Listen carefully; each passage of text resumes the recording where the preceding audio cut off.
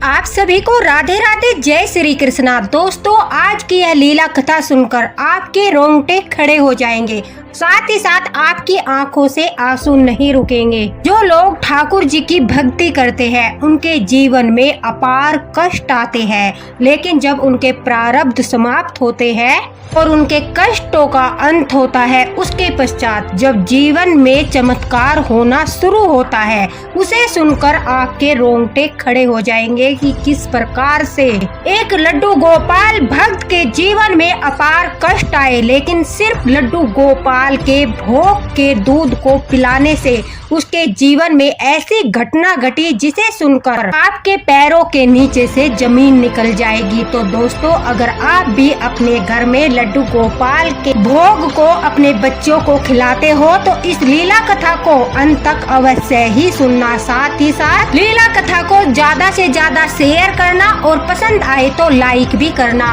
आज की है लीला कथा हमारे साथ वेदिका जी ने भोपाल से शेयर की है। भोपाल से वेदिका जी ने जब यह लीला कथा हमारे साथ शेयर की तो वो बहुत ज्यादा भावुक हो गई थी और हमारी भी आंखों से आंसू नहीं रुक रहे थे। वेदिका जी कहती है कि मेरी शादी के 3 साल तक भी मुझे संतान सुख प्राप्त नहीं हुआ और इसी वजह से मेरे जीवन में बहुत ज्यादा कष्ट था, क्योंकि ससुराल में सभी की इच्छा थी कि हमारे घर में भी बच्चे का जन्म हो और वह खुशी मैं उन लोगों को नहीं दे पा रही थी। इस वजह से ससुराल में सभी लोग जो थे मुझसे ज्यादा खुश नहीं रहते थे, यहाँ तक कि मेरे पति का व्यवहार भी मेरे प्रति कुछ ज्यादा अच्छा नहीं था। वो मेरे साथ ज्यादा बातें भी नहीं करते थे। मेरी सासू माँ भी रोजाना मुझे बच्चे को लेकर सुनाती रहती थी। वेदिका जी कहती है कि मेरे मायके में मेरी मम्मी, मेरा भाई, भाभी और उनके बच्चे हैं। कुछ साल पहले मेरे पिताजी का देहांत हो गया था। पिताजी की मृत्यु के पश्चात माँ के पास जो जमा पूंजी थी उसी से उन्होंने मेरी शादी की और शादी के बाद घर में जो भी विवाद होता था, झगड़ा होता था, उसके बारे में मैं अपनी माँ को नहीं बताती थी। देखिए दोस्तों, बेटे का मन ऐसा ही होता है, वो अपने माँ बाप को परेशान नहीं करना चाहती, इसलिए वो अपने ससुराल में कभी कभी बहुत कुछ सहन करती है। उसी प्रकार से वेदिका भी जो है बहुत सारी बातों को सहन करते हुए अपना जीवन यापन कर रही थी। लेकिन जब पानी सर से ऊपर हो गया, यानी लड़ाई झगड़े बहुत अधिक होने लगे और वेदिका जी को यह लगने लगा कि अब उनके ससुराल वाले उनके पति की दूसरी शादी कराना चाहते हैं, यानी वेदिका जी को डिवोर्स देना चाहते हैं। तब वेदिका जी ने अपने जीवन में घट रही घटनाओं के बारे में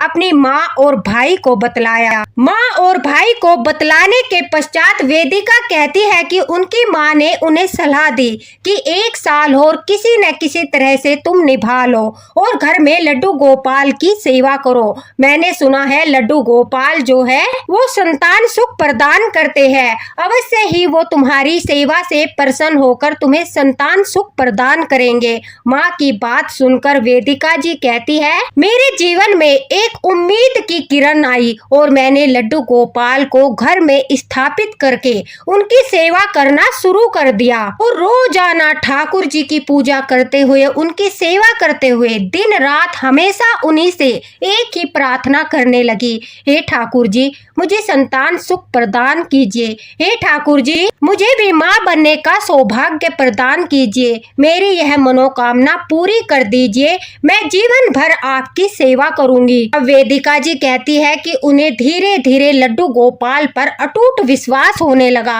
लड्डू गोपाल के प्रति उनका प्रेम बढ़ने लगा और जैसे एक माँ का भाव होता है बच्चे के प्रति, वही भाव वेदिका जी के मन में लड्डू गोपाल को लेकर उत्पन्न होने लगे। अब जब भी उनकी सासू माँ बच्चे को लेकर कोई भी बात उन्हें बोलती थी, घर में कोई लड़ाई झगड़ा करता था, तो वेदिका जी कहती है लड्डू गोपाल के जीवन में आने के पश्चात इतना प्रभाव पड़ गया था, अब उन्हें दुख नहीं होता था। उन्हें ऐसा लगता था मानो ठाकुर जी ही संतान रूप में उनके घर आकर सेवा ले रहे हैं, क्योंकि जब ठाकुर जी हमारे जीवन में आते हैं और हमारे जीवन में जो भी कमी होती है वो कमी पूरी हो जाती है। चाहे वो सखा की कमी हो, चाहे वो संतान की कमी हो, चाहे वो भाई की कमी हो, कोई भी कमी हो, ठाकुर जी के आने के पश्चात जो है वो कमी दूर हो जाती है और हमें अनुभव होने लगता है जैसे हमारे लड्डू गोपाल ही हमारे सब कुछ है। और काफी सारे भक्तों के साथ ऐसा होता होगा। लेकिन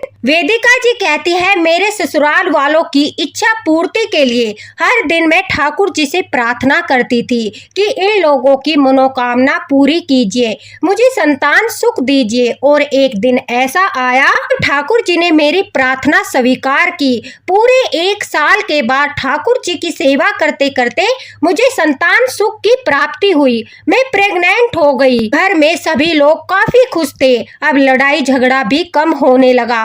वेदिका जी कहती है, मेरा लड्डू गोपाल पर विश्वास और भी अधिक बढ़ने लगा। मैं पहले से अधिक ठाकुर जी की सेवा करने लगी। ठाकुर जी की सेवा करते करते जब पूरे 9 महीने हो गए और मैंने एक बेटे को जन्म दिया तो घर परिवार में काफी खुशियां थी। अब समय काफी बदल चुका था। लोगों का घर में मेरे प्रति व्यवहार भी बदल चुका था। लेकिन कहते हैं कि जीवन में जो कष्ट होते हैं, जो हमारे बुरे कर्मों के प्रारब्ध होते हैं, चाहे हमने वो बुरे कर्म इसी जन्म में किए हो या फिर पहले जन्म में किए हो, वो हमें भुगतने ही पड़ते हैं। अब वही समय वापस से लौट कर आया।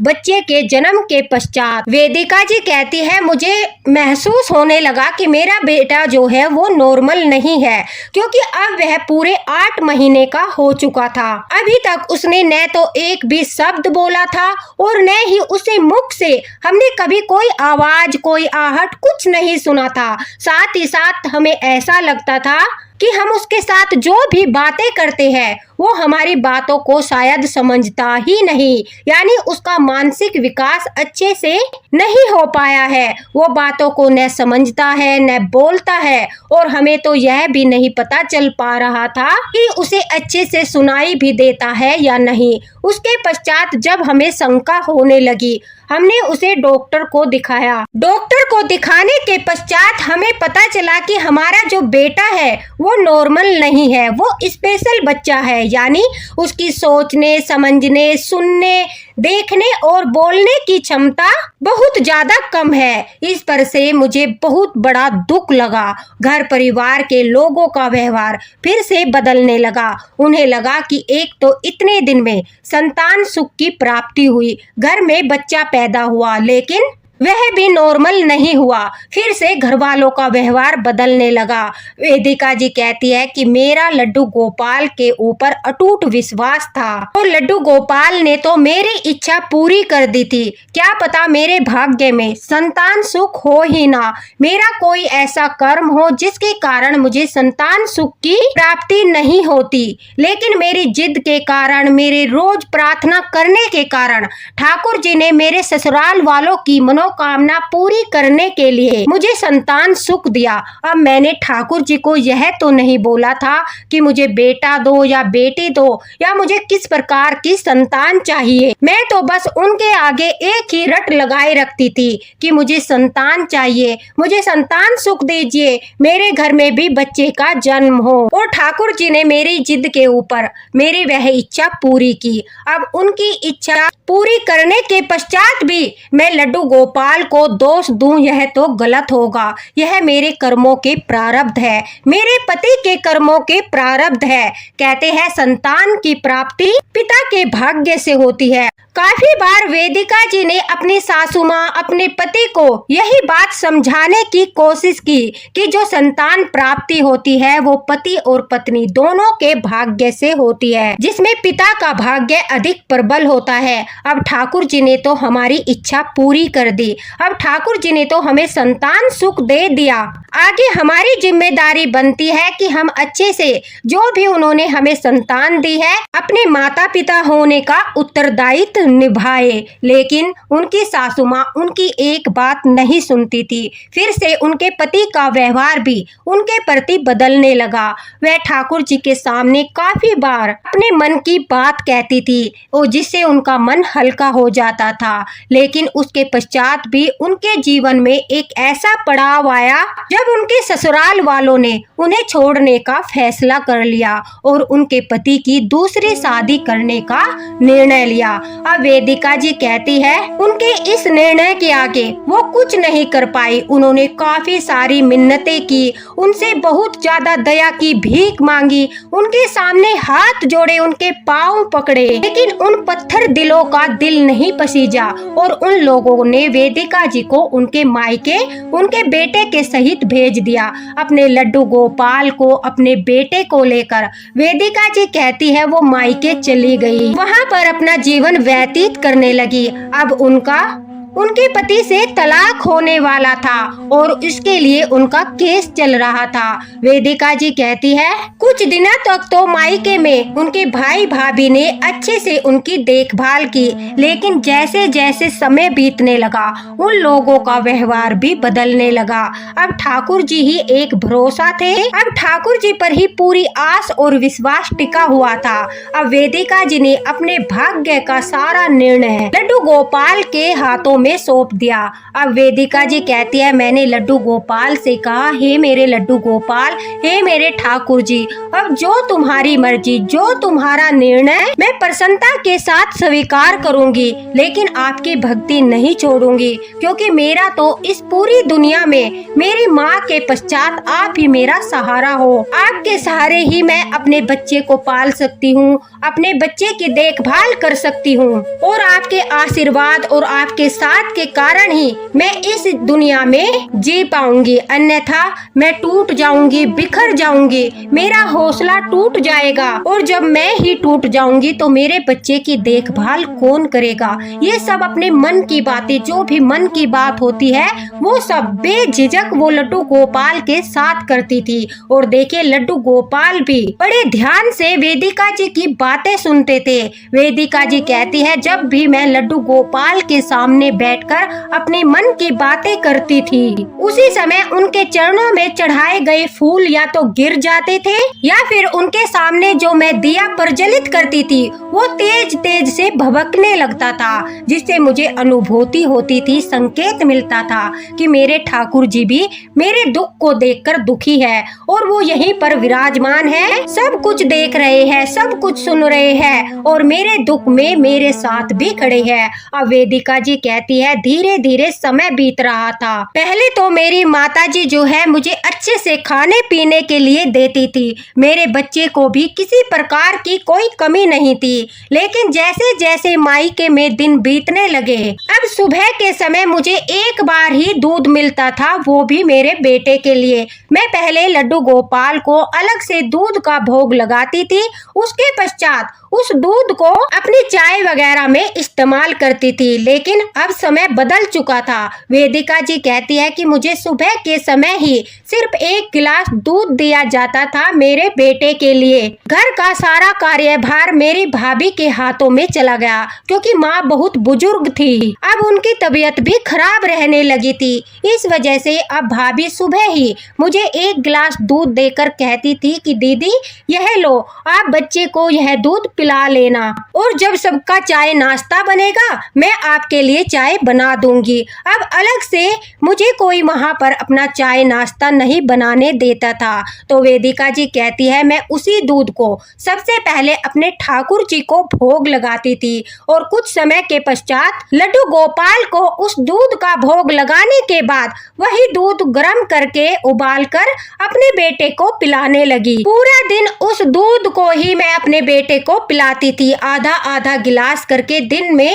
2 बार अपने बेटे को वह ठाकुर जी का भोग का प्रसाद मैं पिलाती थी। साथ ही साथ 1-2 फ्रूट जो मुझे वहाँ पर मिलता था उसे भी मैं ठाकुर जी के चरणों में रख देती थी और फिर सोचती थी कि मैं यह फ्रूट खाकर क्या करूँगी, इसलिए वह फ्रूट भी मैं अपने बेटे को ही खिलाती थी। यानी मेरा जो बेटा था अब वो सिर्फ और सिर्फ ठाकुर जी के भोग पर निर्भर था। जो मुझे मिलता था वो मैं ठाकुर जी को समर्पित करती थी और जो ठाकुर जी को समर्पित होता था वही भोग मैं अपने बेटे को खिलाती थी। मुझे जो रूखा सूखा जिस प्रकार का भी भोजन मिलता था उस भोजन को मैं स्वयं ग्रहण करती थी ठाकुर जी को सिर्फ दूध और फ्रूट की सेवा देने लगी, मिश्री की सेवा देने लगी, क्योंकि मेरे मायके में प्याज लहसुन का भोजन बनता था और मेरी इतनी हिम्मत नहीं थी कि मैं अलग से ठाकुर जी के लिए सात्विक भोजन बनाकर भोग लगाऊं, क्योंकि बार बार मुझे सुनने को मिलता था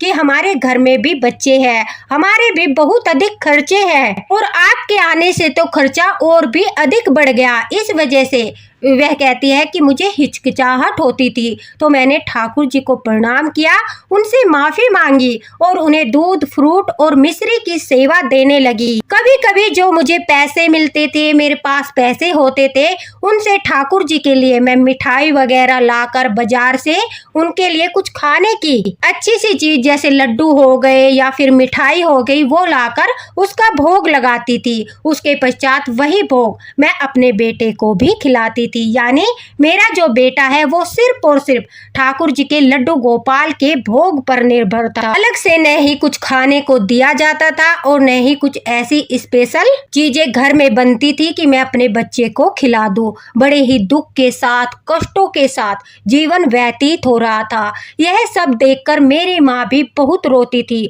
वो कभी कभी तो इतना परेशान हो जाती थी कि ठाकुर जी के सामने हाथ जोड़कर बैठ जाती और कहती, हे ठाकुर जी, मेरे पश्चात मेरी बेटी का क्या होगा? अब तो आप ही कोई चमत्कार कीजिए, आप ही उसकी रक्षा करोगे, आप ही उसका सहारा हो। पूरी दुनिया ने उसका साथ छोड़ दिया, लेकिन हे मेरे ठाकुर, हे मेरे लड्डू गोपाल, आप कभी भी मेरी बेटी का साथ मत छोड़ना। ऐसी प्रार्थनाएं मेरी माँ भी लड्डू गोपाल से करती थी। दिन प्रतिदिन लड्डू गोपाल के प्रति वेदिका जी कहती है मेरा विश्वास भी अटूट हो रहा था, क्योंकि मुझे ऐसा लगता था जैसे मेरे कन्हैया मेरी सारी बातें सुनते हैं और उन्हीं के कारण रोजाना मेरे बेटे को जो है भोजन प्राप्त होता है। सब उनकी कृपा है, सब उनकी कृपा से ही हो रहा है।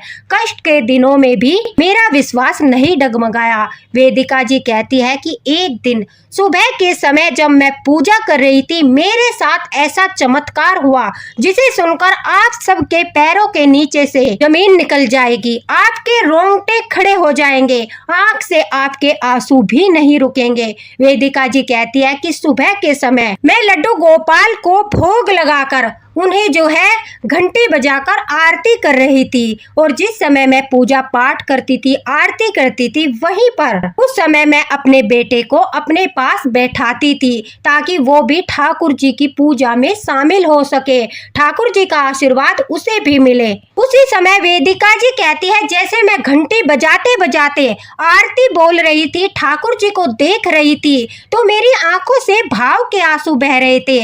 मेरा पूरा जीवन मेरी आंखों के सामने घूम रहा था और उसी सोच सोचकर मेरी आंखों में आंसू आ रहे थे। मैं घंटी बजा रही थी, आरती गा रही थी। उसी समय अचानक से मेरा बेटा ताली बजाने लगा और ताली बजाते बजाते उसने बोला राधे राधे। इसकी यह ध्वनि सुनकर एकदम से मैं आरती करते हुए बीच में ही रुक गई। मुझे ऐसा लगा जैसे कि मुझे कोई वहम हुआ है। वेदिका जी कहती है मैं सारा दिन अपने बेटे के कानों में राधे राधे बोलती रहती थी, मानसिक जाप करती थी, हर समय अपने बेटे के साथ राधे राधे राधे राधे का गुणगान करती रहती थी। मंदिर में पूजा करते समय भी अपने बेटे को अपने साथ बैठाती थी, वहाँ पर भी मैं राधे राधे के जाप करती थी। तो मेरे बेटे ने सबसे पहला शब्द बोला राधे राधे। मैंने अपने बेटे को गोदी में उठाया और उसे फिर से बोलने के लिए कहा कि बेटा बोलो राधे राधे। उसने फिर से बोला बिल्कुल साफ और स्पष्ट शब्दों में राधे राधे। यह सुनते ही वेदिका जी कहती है मेरे रोंगटे खड़े हो गए, मेरी आंखों से आंसू बहने लगे। जिस बच्चे ने इतने समय से एक शब्द नहीं बोला और आज पहली बार उसने बोला राधे राधे, मेरा मन इतना प्रसन्न था, इतना प्रसन्न था कि मैं शब्दों में बयां नहीं कर सकती। वेदिका जी कहती है मैं दौड़कर अपनी माँ के पास गई, उन्हें भी अपने बेटे के मुख से राधे राधे सुनवाया और यह सब चमत्कार ठाकुर जी के भोग के दूध के कारण था, उनके प्रसाद के कारण था, उनके आशीर्वाद के कारण था, ठाकुर जी पर अटूट श्रद्धा और विश्वास के कारण था।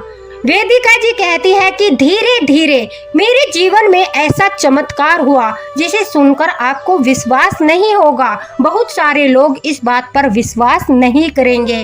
वह कहती है कि मेरा बेटा उस दिन के बाद धीरे धीरे बोलने लगा। उसके बोलने की जो शक्ति थी वो वापस से आ गई। अब वह हमारी बातें भी समझने लगा था, वह चलने लगा था। वेदिका जी कहती है कि मेरी माँ ने मेरे भाई को सारी बातें बताई और हमने कहा कि चलो इसका एक बार फिर से सारा चेकअप कराते हैं। ठाकुर जी की कृपा हुई है, अवश्य ही कोई खुशखबरी होगी। अब जब उन्होंने उस बच्चे का चेकअप कराया तो आपको भी यकीन नहीं होगा, उसकी सारी रिपोर्ट नॉर्मल आई। वेदिका जी कहती है कि जब ससुराल वालों को भी इस बात का पता चला कि मेरा बेटा अब बिल्कुल नॉर्मल है और उसे किसी प्रकार की कोई समस्या नहीं है, तो वो लोग भी माफी मांगने लगे। वेदिका जी को वापस ले जाने के लिए जिद करने लगे। वेदिका जी कहती है मेरे पति मेरे मायके आए, आकर हमसे माफी मांगने लगे, अपनी भूल का पश्चाताप करने लगे और बेटे सहित मुझे वापस आदर के साथ अपने घर ले जाना चाहते थे,